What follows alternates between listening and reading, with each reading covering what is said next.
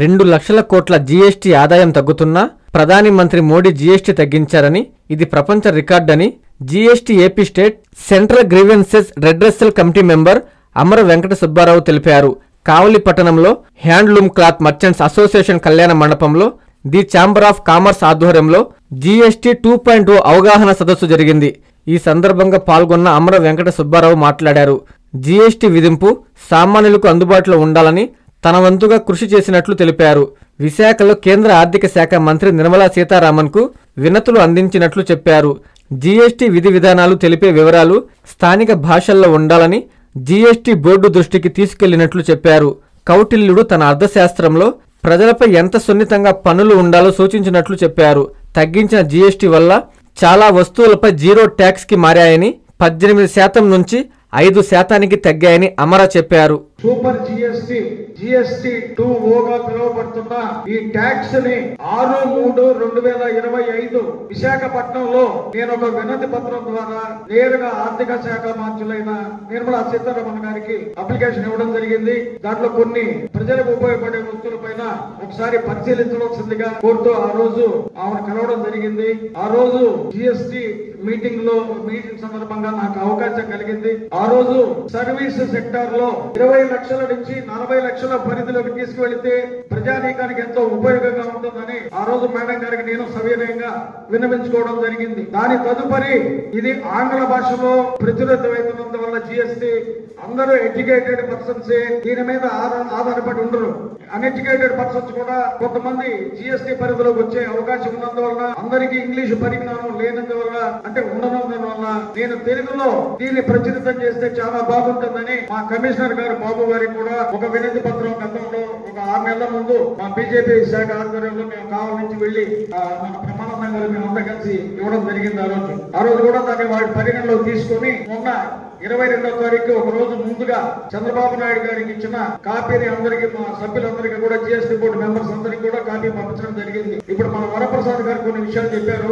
భారతదేశ చరిత్రలో 2500 సంవత్సరాల క్రితం పన్నులు ఏ విధంగా ఉండాలని కౌటిల్యుడి అర్థశాస్త్రంలో రచించబడింది. 2500 సంవత్సరాల క్రితం గుప్త సామ్రాజ్యంలో మొట్టమొదటి గ్రంథంగా దాన్ని పేర్కొనబడుతుంది. ప్రజలపైన పన్నులు ఏ విధంగా ఉండాలి, ఎంత సున్నితంగా ఉండాలి, తేనె మకరందాన్ని సేకరించినట్టుగా తేనెటీగలు ప్రజలపై ఆ భారం ఎక్కువ పడకుండా ప్రజలపై ఇబ్బందులు లేకుండా ఉండాలనే కోరికతోటి ఆ రోజు ఆ గ్రంథాన్ని రచించారు. మన పెద్దలు ప్రధానమంత్రి నరేంద్ర మోడీ గారు గాని, మన ఆర్థిక శాఖ మంత్రులైన నిర్మలా సీతారామన్ గారు గాని, మన చంద్రబాబు నాయుడు గారు గాని, మన ప్రీతమ ముఖ్యమంత్రి గారు వారు కూడా 8,000 కోట్లు సంవత్సరానికి రాబడి తగ్గుతున్నా కూడా ప్రజలందరికీ ఎన్నో పథకాల రూపంలో ఎన్నో పథకాలు అందిస్తున్న వారు దీనిని కూడా ఆమోదం తెలిపి 8,000 కోట్ల రాబడి పోయినా పర్లేదు కానీ ప్రజలందరికీ జీఎస్టీ పరిధిలో చాలా తక్కువగా కొన్ని పర్సెంటేజ్ తగ్గించాలనే ఉద్దేశంతో వారు కూడా ముందుకు వచ్చి నరేంద్ర మోడీ గారికి సంఘీభావం తెలిపించడం, మనం వారిని కూడా ఈ సభ మూలకంగా ధన్యవాదాలు తెలియజేస్తున్నాను.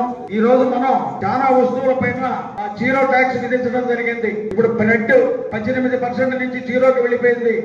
అట్నే రోటీ గాని పిజ్జాలు గాని 5% ఉన్నాయి కూడా 0 పరిధిలోకి వెళ్ళడం జరిగింది. వెన్న లాంటి నిత్యావసర వస్తువులు కూడా 12% నుంచి 5% పరిధిలోకి వెళ్ళడం జరిగింది.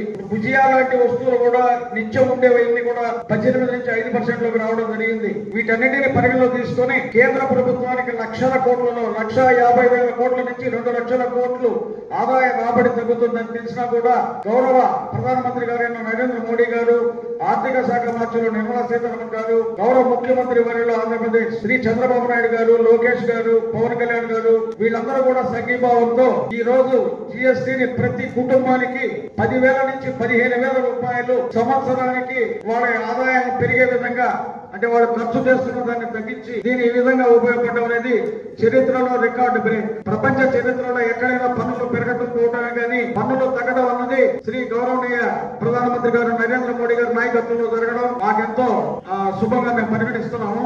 పెద్దలందరూ మాట్లాడవలసి ఉందన్న నేను సభ ముగిస్తున్నాను. Thank you.